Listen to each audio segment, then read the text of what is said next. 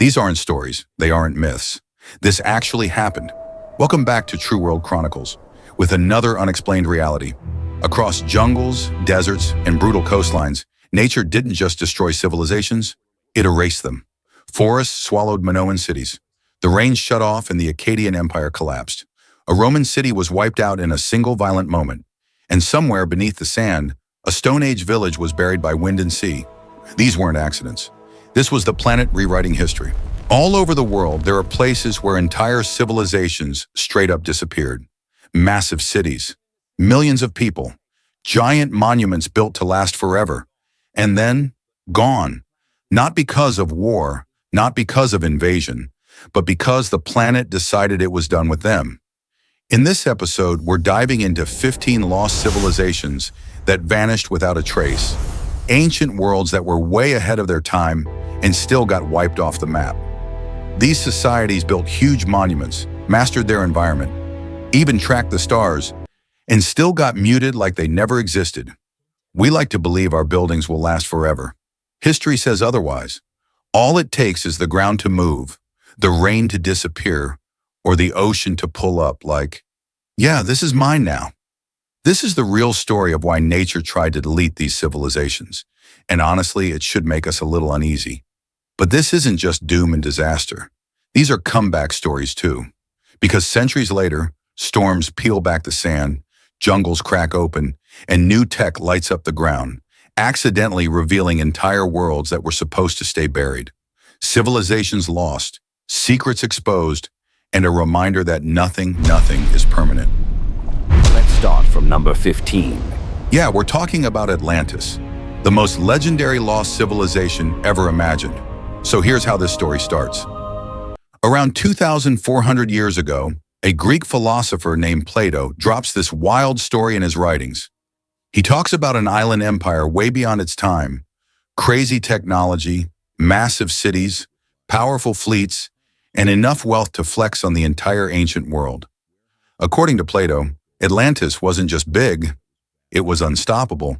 We're talking massive ring-shaped cities, advanced engineering, canals, ports, and a navy that basically owned the ocean. Atlantis wasn't surviving, it was thriving. But then, in literally one night, earthquakes hit, floods followed, and the entire civilization got swallowed by the sea. Gone. No survivors, no ruins, no receipts. Sounds insane, right? Here's where it gets tricky. Plato is the only person who ever talked about Atlantis. No Egyptian records, no Greek myths, no archaeological evidence, just Plato. And most historians today believe Atlantis wasn't a real place. It was a lesson, a warning story about pride, power, and what happens when a civilization gets too full of itself. Basically, get greedy, get cocky, get wiped out. But here's the twist. Some researchers think Plato might have been inspired by real events, like the Minoan civilization. Back in the Bronze Age, the Minoans lived on islands in the Mediterranean. They were elite sailors, insanely advanced for their time and loaded with wealth. Then, boom, a massive volcanic eruption on the island of Santorini hits. Tsunamis, ash clouds, cities wrecked, trade routes destroyed. Their civilization never fully recovered. Sound familiar? Others think Atlantis could be a memory of ancient floods. Stories passed down for thousands of years, slowly turning into legend. So was Atlantis real? Probably not in the way Plato described it. But the idea behind Atlantis, that advanced civilizations can rise fast and fall even faster, that part is 100% real. And maybe that's why Atlantis still messes with us today. Because the real question isn't where Atlantis was. 14. Pompeii, frozen in time. Pompeii didn't slowly disappear. It got wiped out fast. In 79 AD, Mount Vesuvius blew its top, burying the whole city in volcanic ash within hours. And here's the crazy part. Everything stayed right where it was. Houses still standing, bright wall art that somehow survived, bakeries with bread still sitting in the ovens, people frozen in the exact moments their lives ended. Wild detail, Pompeii shows what everyday Roman life was really like. Graffiti on the walls, taverns on the corners, even ancient fast food spots. Mind-blowing part, Pompeii didn't just die. It turned into a 2,000-year-old snapshot of real people, still telling their stories today. Pompeii was located in southern Italy, near the Bay of Naples. At the base of Mount Vesuvius, about 14 miles, 23 kilometers, southeast of Naples, in the Roman region of Campania. It sat on a fertile volcanic plain, which is why people lived there. The soil was incredibly rich for farming, vineyards, and olive groves. That same volcano that made the land prosperous is the one that destroyed the city. 13. Minoan civilization, Europe's first advanced society. Way before classical Greece was even a thing, the Minoans were already running the show on the island of Crete. These people were next level for their time. They had, we're talking, huge multi-story palaces that felt more like cities, indoor plumbing with toilets and running water, streets planned out instead of thrown together, art bursting with color, movement, animals, and life. No war scenes, no kings flexing power, just energy, nature, and vibes. Around 1600 BC, the Thera volcano, modern-day Santorini, absolutely erupted, setting off one of the biggest explosions in human history. Was brutal. Earthquakes wrecked entire cities. Tsunamis slammed coastal ports. Trade routes collapsed, cutting off their economy. The civilization never fully recovered. The Minoans vanished, but their spirit didn't. Their art still feels alive, bright, playful, full of motion. Like they weren't obsessed with conquering the world, they were just trying to live well in it.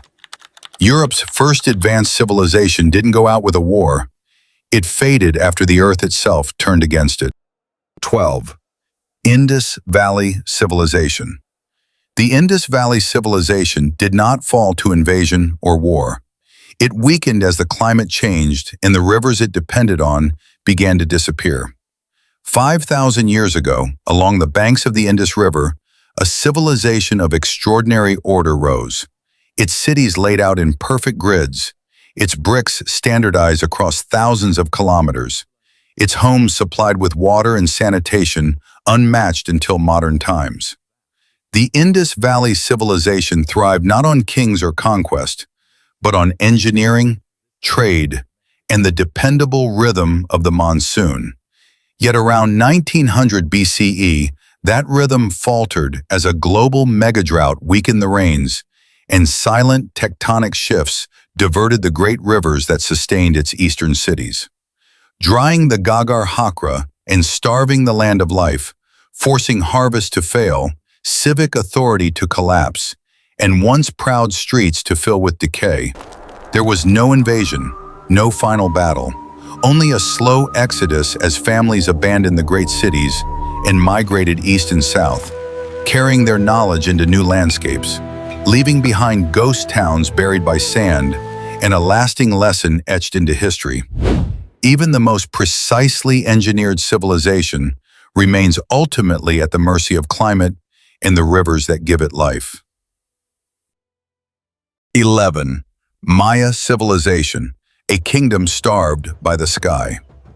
Deep in the jungles of Central America, long before Europe got its act together, the Maya were already running one of the smartest civilizations on Earth. They tracked planets, figured out zero, and carved their history into stone. These people were elite. And then by the late 800s, their biggest cities were just empty. No armies stormed the gates, no empire wiped them out. The real killer was way quieter: drought. The Maya lived in a tough place. Thick jungle, thin soil, no big rivers. Everything depended on rain. When it showed up, life was good. When it didn't, things got ugly fast. For centuries, they made it work. Massive cities like Tikal and Copan rose out of the forest. They built reservoirs, terraced hillsides, and squeezed every drop they could from the land. But the whole system ran on one thing: the sky.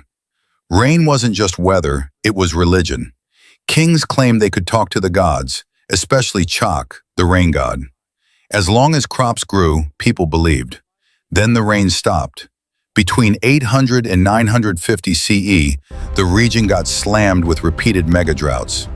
Less rain, longer dry seasons, reservoirs dried up, cornfields failed, and the land was already stressed. Forests had been cleared, soil was worn out, and there was no backup plan. Hunger kicked in, faith cracked, kings lost control. Cities turned on each other, but fighting didn't fix anything. It just burned through what little was left. So people left. One by one, the great Maya cities were abandoned. Temples unfinished, monuments silent. The jungle took it all back. But the Maya didn't vanish. They moved, adapted, and survived. Their descendants are still here, speaking the language, keeping the culture alive. The Maya weren't conquered. They were outplayed by climate. A hard reminder that no matter how advanced you are, if the rain quits, you're done. 10. Angkor, the empire that ran on water deep in Southeast Asia. Way before Europe started building empires, the Khmer were already running one of the most advanced civilizations on the planet. This was Angkor in what's now Cambodia. It kicked off in the 800s when King Jayavarman II claimed divine power and unified the region. Over the next few centuries, Angkor blew up into one of the biggest cities the pre-industrial world had ever seen, home to hundreds of thousands of people. And their secret wasn't just stone temples, it was water. The Khmer built monsters like Angkor Wat, the largest religious structure ever made. Walls carved with gods, battles, and daily life. But behind the scenes, they engineered something even crazier, a massive water control system. Canals, reservoirs, moats, everything designed to tame the wild monsoon rains. Too much rain? Store it. Not enough? Release it. That system powered huge rice harvests and kept the empire rich and stable for centuries. But here's the catch. When you build a system that big, it has zero room for error. In the 1300s and 1400s, the climate flipped. Long droughts hit, then brutal floods. The canals clogged. Reservoirs failed. The whole water network started breaking down. No water meant no rice.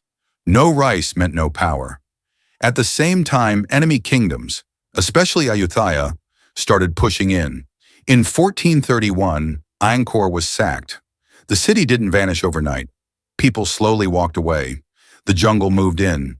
Stone temples were swallowed by trees. Angkor wasn't beaten by an army alone. It was taken down by a system that stopped working. A reminder that no matter how powerful you are, if you lose control of water, you lose everything. 9. Easter Island, a civilization that cut down its future. In the middle of the Pacific Ocean, more than 2,000 miles from the nearest continent, lies one of the most isolated places on Earth. Easter Island, known to its people as Rapa Nui. When Polynesian settlers arrived around 1200 CE, the island looked nothing like it does today. It was covered in dense palm forests, rich soil, and abundant wildlife. And from this remote land, the Rapa Nui built one of the most mysterious cultures in history. They carved the moai, giant stone statues weighing up to 80 tons, symbols of ancestors, power, and protection. But building monuments on a tiny island came at a cost. Trees were cut for housing, fuel, canoes, and most importantly, to transport the moai across the land. Over generations, the forest disappeared. With no trees, the soil eroded. Crops failed. Without timber, the Rapa Nui could no longer build ocean-going canoes. Fishing declined. Isolation became total. Food shortages followed. As resources ran out, society began to break apart. Competition turned violent. Statues were toppled. Traditions collapsed. By the time Europeans arrived in the 1700s, the civilization was already weakened, its population shattered by famine and conflict. Later, slavery and disease delivered the final blows. Easter Island was not destroyed by outsiders. It collapsed from within, trapped on an island with no escape and no resources left to burn. Rapa Nui stands today as one of history's clearest warnings. On a closed world, there are no second chances. 8. Çatalhöyük, the city without streets. Nearly 9,000 years ago, on the plains of what's now Turkey, humans tried something bold. They built one of the first cities on Earth. This was Çatalhöyük. No streets, no town squares. Houses were packed tight, wall to wall, and you didn't walk into your home. You climbed in through the roof. It was crowded, intense, and way ahead of its time. And for a long while it worked. People farmed nearby land, hunted animals, and lived right on top of each other. Their walls were covered in art. Their ancestors were buried beneath their floors. Life, death, and home all shared the same space, but the city ran on one thing: the land around it. Over time, that land started to change. Wetlands dried up, rivers shifted, the climate cooled and got drier, fields were worked too hard, and good soil became harder to find. Life got tougher. Crowded houses helped disease spread. Waste piled up. Farming meant longer walks for smaller harvests. Still, no war, no burning, no collapse by force. Instead, the people made a smart call. They left. Families slowly moved away, looking for better water and better land. The city didn't fall. It faded layer by layer, back into the ground. Çatalhöyük wasn't a failure. It was a test run, and it left behind a lesson humans keep learning the hard way. When the environment changes, even the first cities either adapt or move on. 7. Akkadian Empire, the first empire to fall. More than 4,000 years ago, in the fertile lands between the Tigris and Euphrates, humanity built its first empire. This was the Akkadian Empire. Founded by Sargon of Akkad, it united rival city-states under one ruler, one army, and one language. For the first time in history, power was centralized on a massive scale. At its height, the Akkadian Empire stretched across Mesopotamia, fueled by irrigation, trade, and military strength. But the empire was running hot. Fields were overworked. Canals demanded constant upkeep. Farmland became salty and less productive. And the farther the empire expanded, the harder it became to control. Then the climate turned. Around 2200 BCE, a massive drought hit the region, part of a global climate event. Rains failed, rivers dropped, harvests collapsed, food shortages spread, cities revolted, the central government weakened. Texts from the time describe empty fields, famine, and chaos. As the empire cracked from within, outside pressures grew. The Gutian tribes moved in, exploiting a system already breaking down. The Akkadian Empire didn't fall in a single battle. It unraveled. And in doing so, it taught the world a lesson every empire would eventually learn. Power means nothing when the land can no longer feed the people. 6. Nabta Playa, when the desert was green. Long before the pyramids ever touched the skyline, the Sahara was a completely different world. What's dry desert today used to be green. Grass, water, and life everywhere. This place was Nabta Playa. About 10,000 years ago, seasonal rains turned this part of the Nubian desert into open savanna. Shallow lakes formed. Cattle grazed. Small communities gathered here, moving with the rhythm of the monsoon. These people weren't just wandering nomads. They built stone circles, carefully placed, lined up with the stars. Some of them may be older than Stonehenge, tracking solstices and the changing seasons. Everything at Nabta Playa ran on water. When the rains showed up, life was good. When they didn't, survival got real tough. Over time, the climate flipped. The African humid period ended. The monsoons weakened. Lakes dried out. Grasslands disappeared. The green world they depended on slowly turned into desert. With no water and no pasture left, the people made a hard but smart choice. They left. Families moved east toward the Nile Valley, a river that never stopped flowing. They took their knowledge with them: astronomy, rituals, cattle herding, and seasonal planning. Nabta Playa didn't collapse in chaos. It simply faded as the rain faded. And it leaves behind a clear message. Civilization doesn't start with cities. It starts where water lets people stay, and it ends when the water runs out. 5. Sumerians, inventors of civilization. 5,000 years ago, between the Tigris and Euphrates rivers, humanity took one of its greatest leaps forward.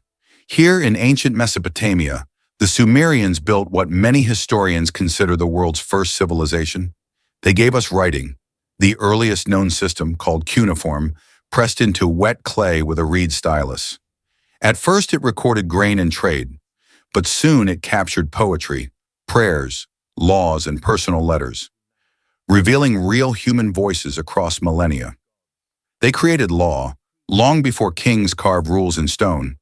They built the first true cities, like Uruk and Ur, complete with temples, markets, and massive stepped pyramids called ziggurats. The Sumerians mastered mathematics, developing a base 60 system we still use today. 60 seconds in a minute, 60 minutes in an hour, and 360 degrees in a circle. They mapped the stars, tracked time, and engineered complex irrigation canals that turned desert into farmland. But this brilliance came at a cost. Weakened Sumerian cities were conquered by stronger neighbors. Around 2300 BCE, Sargon of Akkad defeated the Sumerians and created the world's first empire. Later, the Amorites and Elamites took control of the region. Over centuries, over-irrigation caused salt to build up in the soil, slowly poisoning the land.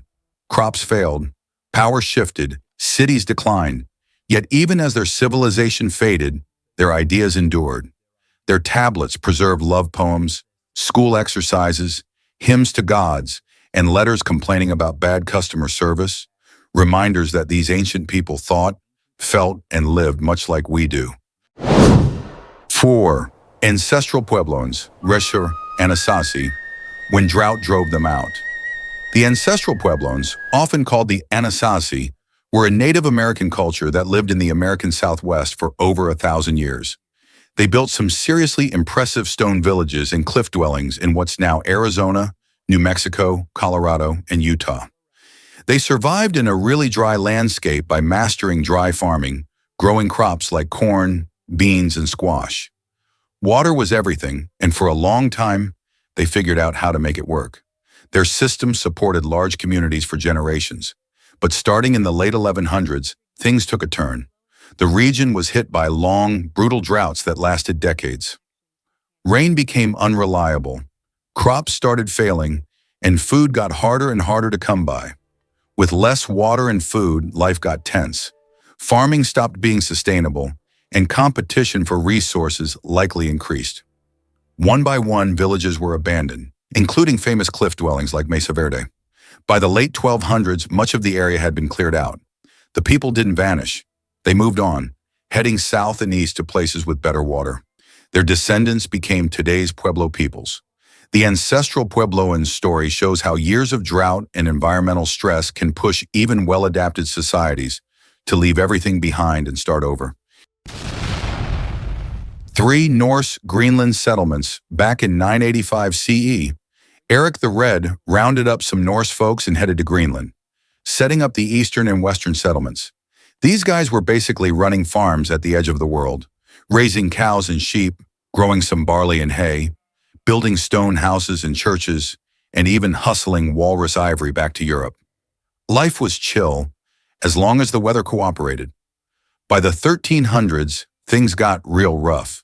The Little Ice Age hit, bringing crazy cold winters, super short summers, and more ice than they could handle. Crops kept dying, pastures shrank, and the animals were struggling. Digging up old stuff shows they switched to sheep, goats, and whatever they could fish. But folks were malnourished and kids didn't always make it. By the 1400s, the Norse were gone. Their story's a harsh reminder. Even the toughest communities can get crushed when Mother Nature throws a curveball. 2. Tiwanaku Civilization. Way back around 500 CE, the Tiwanaku crew popped up near Lake Titicaca in what's now Bolivia. These folks were next-level smart. They built massive stone temples, raised llamas, and figured out crazy irrigation systems to grow potatoes, quinoa, and all kinds of high-altitude crops. Their farms were legit engineering marvels. But by around 1000 to 1100 CE, Mother Nature started throwing shade. Droughts hit, the lake's water went all over the place, and rains got unpredictable. Crops kept failing, irrigation busted, and people started running low on food. Digging up old stuff shows fewer folks around, abandoned fields, and some serious malnutrition. By the 12th century, Tiwanaku's heartland was basically ghost town. Even the smartest planners can get wrecked when climate goes rogue. 1. Great Zimbabwe. Back in 1100 to 1450 CE, Great Zimbabwe was the place to be. Massive stone walls, bustling trade with the Swahili coast, India, and even China, plus tons of cattle and farms keeping everyone fed.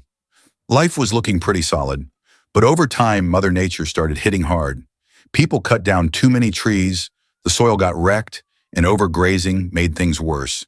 Droughts hit, crops flopped, livestock numbers dropped, and suddenly the city couldn't keep up with everyone depending on it. By the 15th century, Great Zimbabwe was mostly empty. Even a rich, connected empire can get busted when the environment just can't handle the pressure. These civilizations didn't disappear because they were weak. They vanished because the ground shifted, the rivers moved, the rain stopped, or the cold crept in. Today, their cities sit silent, buried under sand, tangled in jungle, frozen in ash, waiting for chance discoveries to remind us they were ever here. And maybe that's the real warning. Not that civilizations fall, but that they fall quietly. So the question isn't whether advanced societies can disappear. It's how long until the Earth decides to turn the page again. Because history doesn't end. It just gets buried. This is True World Chronicles. Don't forget to hit subscribe, like, and share.